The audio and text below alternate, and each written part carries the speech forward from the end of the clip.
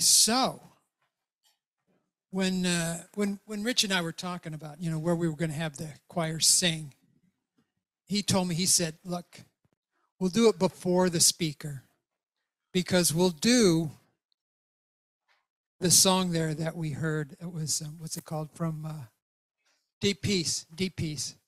He said, that'll get Jan all emotional. And it'll be a great warm-up for the talk. So I checked over. Yeah, he was right on. It was. So anyway, our speaker today is Reverend Jan Limberg Morgan, who has a really wonderful message that she wants to share with us today. All right, Reverend Jan.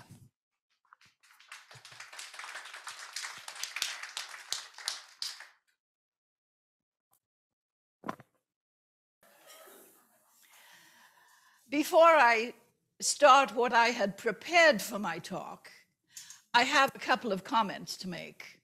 Number one, don't make the speaker cry before one thing. And number two, I'm not sure if Reverend Brian shared with you, but when I was all ready to come to speak, everything was in the car, the carrot cake, the talk, the purse. The car wouldn't start. The battery was dead. Years ago, after a life of being told that I was nothing, everything I did was wrong, and after beating myself up for decades after those people were gone, I started laughing at myself when I did things that one might say were kind of silly or dumb or stupid. And well, look what you did, and laugh. And I've been doing that for quite a few years, just laughing at myself. Because, in the overall scheme of things, it's small potatoes. And this morning, when the car wouldn't start, I'm sitting there behind the wheel laughing hysterically. Because I was afraid I'd cry if I didn't. And as Kathy told me, it would have messed up my makeup. So I have so much to be grateful for before I start to talk. Kathy for coming and picking me up. You guys for really stirring up the old Celtic part of me. And just for being here. For I am so blessed and I'm so humbled knowing that there are people on Zoom from Texas just to hear me talk. There's a beloved friend here, and I know there's more than one who came to hear me talk. And I'm like, wow. And as I get into my talk, I think you will understand even more why that means so much to me. What does it mean to live on purpose? When I was thinking about this, Webster's definition is intentionality or deliberately.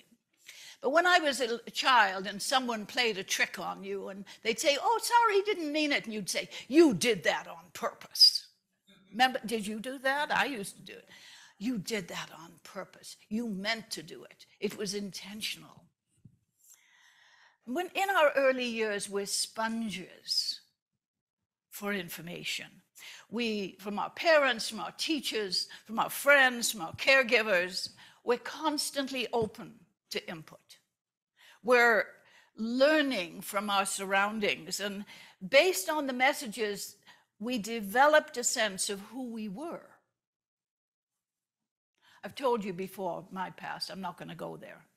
But we instinctively altered our behavior to fit in with our peers. And we were trained to present this perfect face to the world, our best face.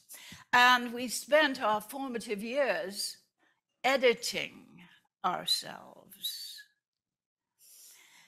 Most of us were trained to believe that life would be fun someday if you work hard on the weekend, when you retire. And we were taught to be careful, to curb our enthusiasm, use our quiet voices. You notice I don't. For heaven's sake, don't slurp your soup, or talk to strangers, or indulge in unbridled joyful behavior. We were taught that if we worked hard, if we slugged away at our degree or some other project, that someday we would earn the fun times.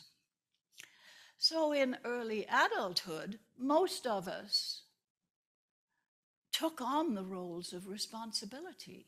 We took on the earning of the living and the dependable raising of children and the modeling of our lives in an acceptable way. And as I was thinking about this, I was thinking along the mainstream of life as I and millions of others like me had grown up. But my mind started to wonder, what about someone a little different? Reverend Dr. Michael Gott is an ordained minister in both Unity and Science of Mind, and he is the senior minister of Unity of Houston. I first met him almost 25 years ago when he was the featured musician at an Anton conference, the affiliated New Thought Network conference. He's a multi-talented musician, an incredible speaker. But right now, he's focused on spiritual leadership. But he also travels throughout the United States and Europe, singing at conferences, speaking, and generally being out there. He grew up in Oklahoma in a very fundamentalist Christian family. And from early childhood, he knew he was different. At a very young age, he found out it was not okay for boys to do girls' things like play with dolls. He was never athletic. He didn't hunt and fish like his brothers, but he was able to hide behind his academic and musical successes. This family celebrated those successes. They were great. That was fine. But anything out of the norm was shamed.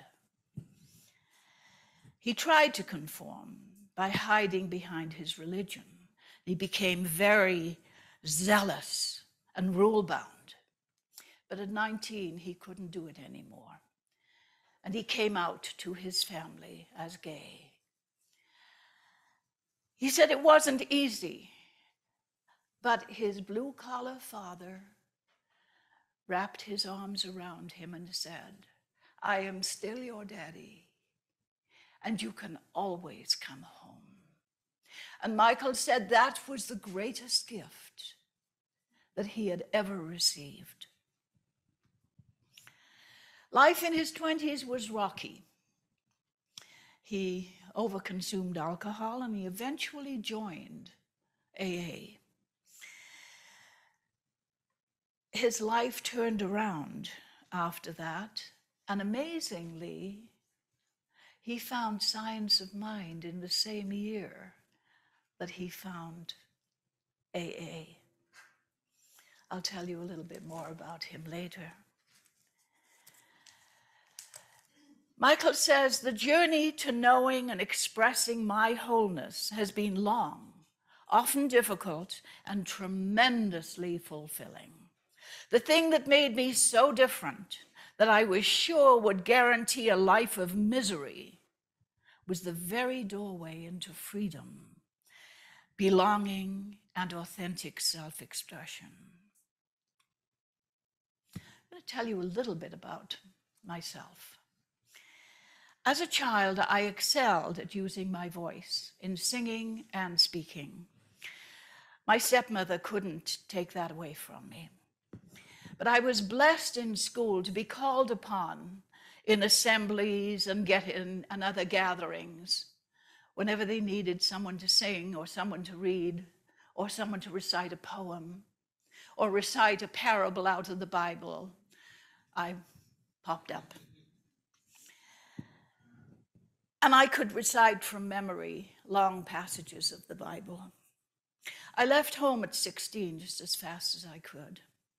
And I lived alone and worked in London. I was raised in South Wales. So London was 200 miles. In the Britain of that time, that was a very long way. And it was the furthest I could pretty much get to separate myself. I had friends that sang in a well-known choir in London, the London Welsh Choir. And I was so excited. They said, come and join us. And so I applied. And I was stunned when they told me, you can't join until you learn to read music. I had not been taught to read music. The subject had never come up. I could hear a song and sing it. I had to learn to read music. And I took that to mean I wasn't good enough. I was not good enough to sing with these other Welsh people. Shortly after I returned to Wales, to my home, by now I was really acceptable because I worked for an oil company in London, which was... And I got together with some high school friends, and we were chatting and laughing and catching up and having a wonderful time. And among us was a woman a young woman who I had never met before. And we were all just teenagers still. And as we were leaving the cafe, this person turned to me and said, boy, you sure like the sound of your own voice, don't you? And something died, something went down, closed down in me that night. From these two experiences, I got the message. My voice was no longer acceptable for singing or speaking. I became soft-spoken and withdrawn, and I kind of put my singing and speaking into a dark closet. I brought my speaking out when I became a teacher and got my master's degree in teaching eventually and taught for many years. But it was almost 40 years before I went to a music class in the Lucia Ma Adult Education and started singing again. And the first time I got to perform alone, singing solo, was at the Unity Church of Christ in Orcutt. There was a recital held there by the class, and for the first time in 40 years, I sang a solo. Now I sing with a woman's chorus, and I'm the announcer. So I get to speak and sing. So how do we move to maturity from the roles and the learning of youth and young adulthood? How do we move into maturity? How do we move from role to soul? We can choose to carry the old wounds and labels, or we can choose to follow our own passion. We can fill our own souls. But you know, sometimes life has to deliver a 2x4 to the side of the head before we get it, that it's time to move from role to soul. A young woman by the name of Christine Clifford, since girlhood, had dreamed of being an author. All she wanted was to be able to write. Throughout her youth, she cherished the opportunities for doing assignments, and in college, for a brief time, she majored in journalism. But in the middle of her junior year, life made it that she needed to leave college and get a real job. Through perseverance, luck, and timing, her career led her on a path that far surpassed any of her wildest expectations. And over time, she rose to be to the level of senior executive vice president of an international marketing company. Her writing skills were left for training manuals, memos, minutes, and occasional white papers.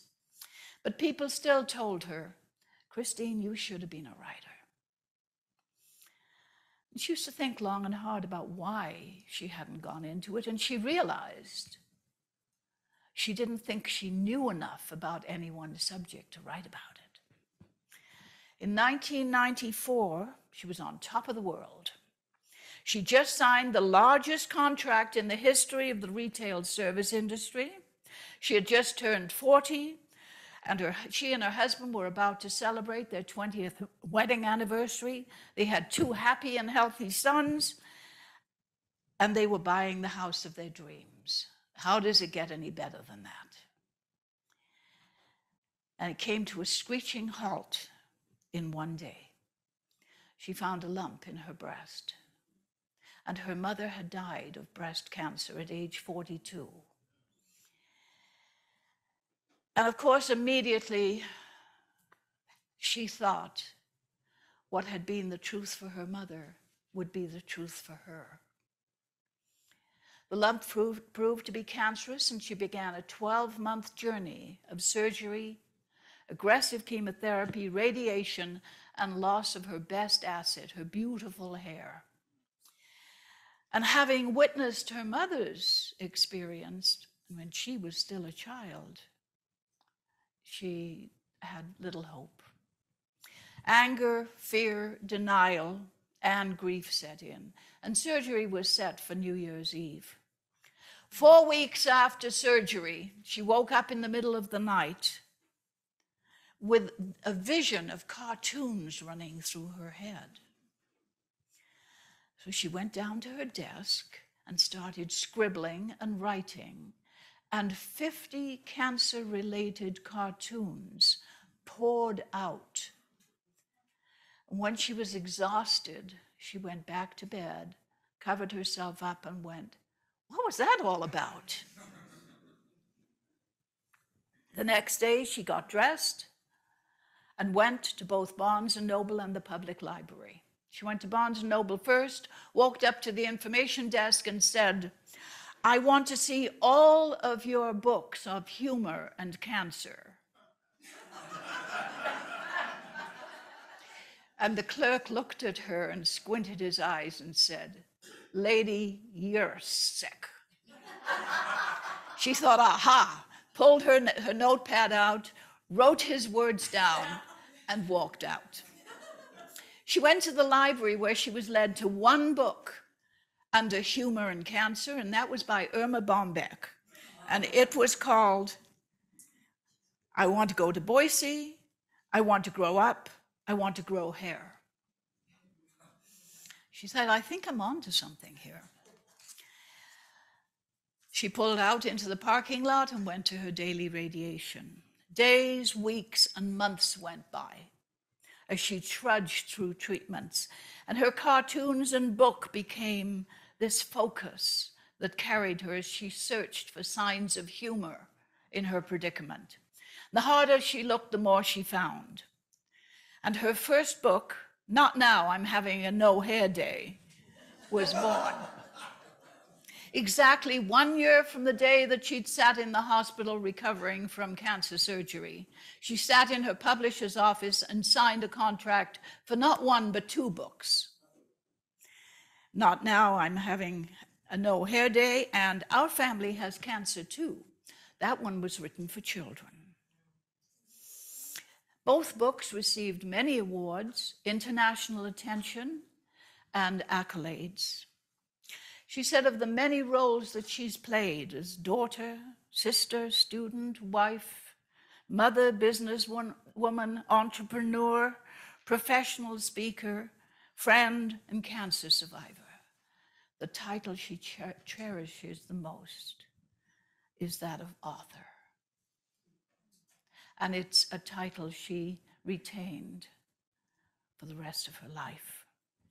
And she says, "Today is a wonderful day to start dreaming."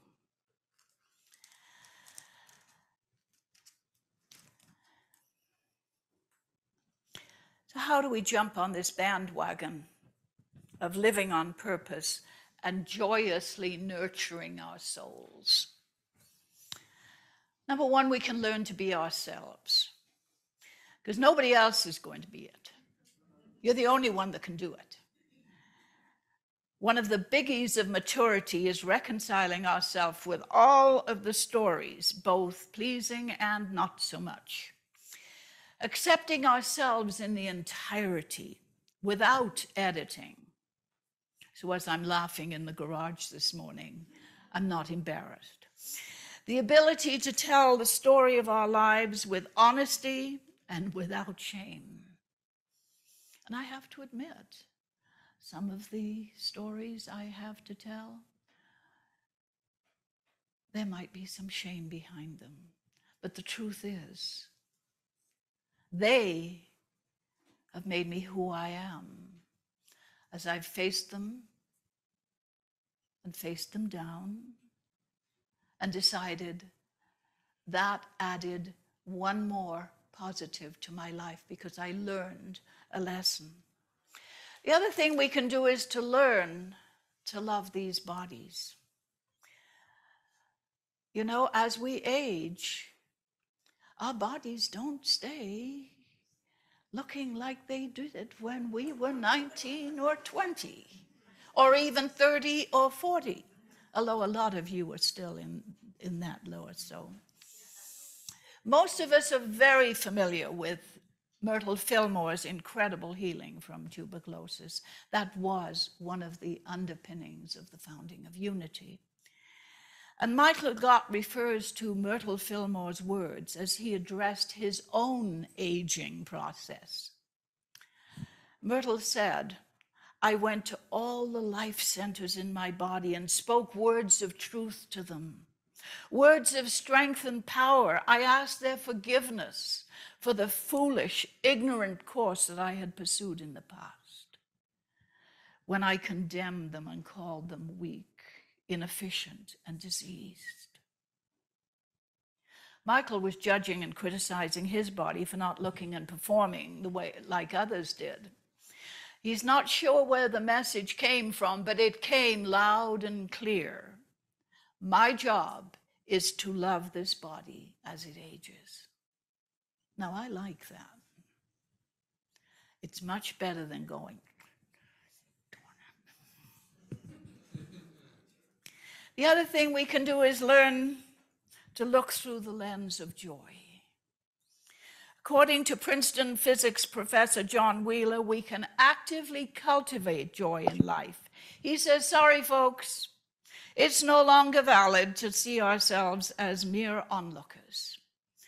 At all times, we interact with and influence the world we observe. Any act of love or kindness sends out a certain frequency that connects us with observers and changes them. We can start by identifying and giving thanks for everything in our lives and do it as though our lives depended upon it, because they do. They do. I've spoken to you in the past about how I have changed the way I say my prayers. And it's always from a heart filled with gratitude and love and thankfulness for the lessons learned and for the blessings that pour down on me all the time. There's one sitting right here in front of me.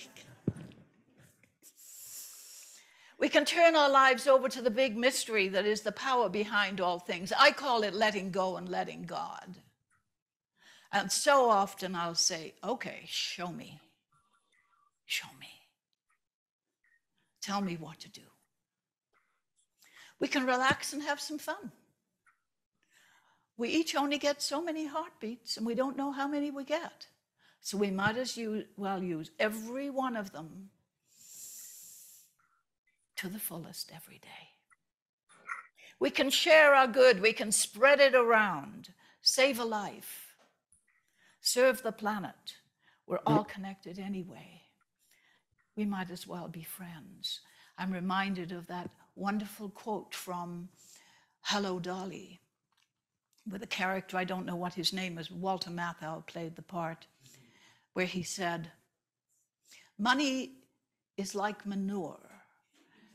It's best used, spread around, helping young things grow." Life is supposed to be fun, and it filled with the energy of joy. The master teacher told us, man is that he might have joy. Woman is that she might have joy, by the way, too. We're loved beyond anything we can imagine because our inalienable connection to this presence that cannot be named. Because once we give it a name, we've enclosed it. We have the power to create new worlds. That's why we're here. Every time we love or laugh or forgive, we create positive energy. We can change energy fields by being the joy and by spreading love. You know, nobody told us that if we followed our joy, we could accomplish great things. I belong to a book study group, as does my beautiful friend Jamie. And last week we were discussing things that meant a lot to us. And one member of the organization, one member of our group told of an organization in San Francisco that had been pivotal in turning her son's life around. And she talked about what it meant to her to support this organization. And she said, but it might not be everyone's favorite, but it meant a lot to her. And I asked her, does it nourish your soul when you are supporting this organization? And she said, oh, yes. It makes me so happy knowing I'm making a difference. Excuse me.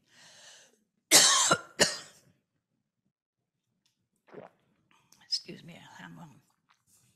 Can you think of anything more satisfying than nourishing your soul? I can't. Joseph Campbell said, we must be willing to get rid of the life we'd planned so as to have the life that is waiting for us. That's what moving from role to soul is all about. As we step out of the roles we've assigned ourselves, as we embrace our own authenticity and we give ourselves the freedom to live at a soul level, we step into the life that awaits us. You know, in Living Buddha, Living Christ, Thich Nhat Hanh gives us a breathing meditation for accessing our inner peace. Breathing in, I calm my body. Breathing out, I smile. Dwelling in the present moment, I know this is a wonderful moment. May we experience the joy of knowing who we really are. May we have the courage to act in accord with our divine potential. And may our lives demonstrate the peace, love, and truth of the divine that we are. Namaste.